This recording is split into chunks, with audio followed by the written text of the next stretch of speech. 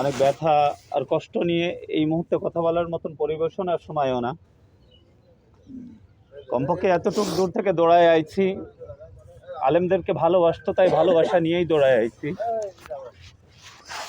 যার ভালোবাসা আলেমদের চোখ থেকে পানি ফেলতে পারে, তো আশা করা যায় আল্লাহ পাক এই চোখের পানি বৃথা যাইতে দেবে না। মৃত্যু সত্য, চলে যাইতে হবে এখান থেকে। আমাদের একটু শিক্ষা নিয়ে যাওয়া উচিত। সে 1 নম্বর শিক্ষা, যে কমপক্ষে নিজে আলেম হওয়া, না হলে আলেমদের সাথে ভালো একটা সম্পর্ক রাখা।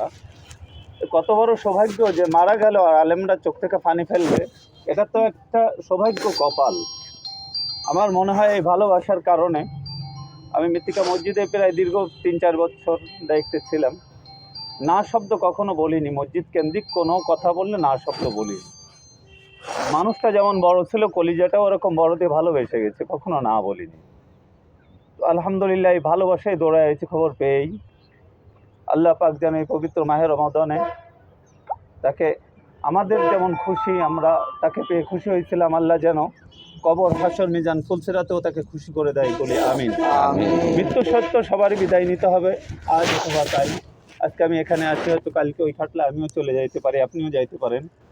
তো এই রমজান মাসে এই শিক্ষাটুকুনি, যে কমপক্ষে আলেমদের সাথে সুসম্পর্ক বজায় রাখবো। মরে গেলে যেন কমপক্ষে একজন আলেমের চোখ থেকে আমার মহব্বতে, আমার নিঃস্বার্থ ভালোবাসা 1 ফোঁটা চোখের পানি পড়ে।